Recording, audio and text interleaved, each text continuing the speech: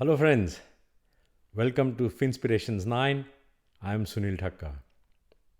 On May 23rd, 2023, the Victorian Treasurer Tim Pallas presented the state budget with a focus on bringing down the deficit caused by the $31.5 billion of COVID debt, and also to reduce the potential increase in the deficit in the ensuing years due to the welfare spending, including the ongoing infrastructure expenditure. He has stated that the introduction of a new COVID debt levy on businesses and the restructuring of land taxes on property investors are intended to generate about $8.6 billion over the next 4 years. But they are to continue for a decade to address mainly the debt caused by COVID. I have identified about 5 takeaways from this budget, which I would like to now present to you. Number 1, Workcover Premiums. The writing on the wall was very clear for this. After 20 years of almost stagnant premiums on their workcover insurance policies, businesses had to be prepared for the increase in the average rate from approximately 1.27% to about 1.8% for 23-24, which is an increase of nearly 42%. This increase is to bridge the gap between WorkSafe's annual claims cost and the premiums collected, given that the WorkSafe's claims liability has tripled since 2010.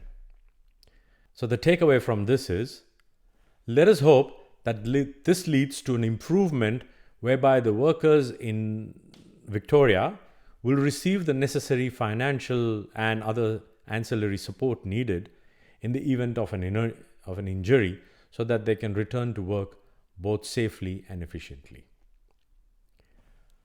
Point number 2, small business versus big business. Payroll tax has been viewed with skepticism by the business owners, who think of it as an impediment to growth because the cost increases along with the growth in business, thus preventing the creation of jobs in Victoria. The increase in the payroll tax threshold from $700,000 to $900,000 from 1st of July 2024, with a further increase to $1 million from 1st of July 2025, is certainly a welcome move for small businesses. The tax-free threshold increases are expected to save up to $14,550 of annual payroll tax each, and approximately 26,000 small businesses will benefit from this. However, under the COVID debt levy, large businesses with a national payroll of more than 10 million will incur an additional 0.5%, 0.5% payroll tax levy from 1st of July 2023. Also, for large businesses with a national payroll of 100 million or more, the rates increase by 1%. This COVID debt levy is expected to be applied until 30th of June 2033. The takeaway from this: the reasoning behind this levy is that businesses received the government support during COVID, and now this could be seen as the business's contribution towards its repayment. Let us hope that these additional costs do not affect the businesses to make tough employee decisions in the near future. Point number 3, land taxes. Commencing 1st of January 2024, the tax-free threshold for general land tax will decrease from $300,000 to $50,000. For land holdings between $50,000 and $100,000, a fixed charge of $500 will apply. For land holdings between $100,000 and $300,000, a fixed charge of $975 will apply. Tax rates will temporarily increase by 0.1% for both general and trust taxpayers with holdings above 300 and 250,000 respectively.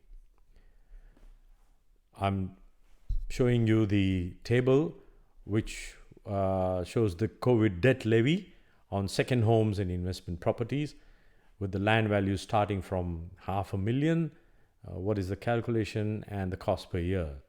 Because you have a $975 fixed charge, you add the 0.1%, so anything over 300,000 will cost you $200. So the total tax will be $1,175, and up to $1 million, where it is I've shown in the table, I've shown about $1 million. So it is $975 plus $700, because that's the difference between the million and the 300,000. It comes to $1,675. Takeaway from this: family homes will continue to remain exempt from this tax, from this land tax. Family homes meaning the principal place of residence. Also, the government expects 860,000 Victorians will be affected by this, of which 380,000 will be first-time taxpayers.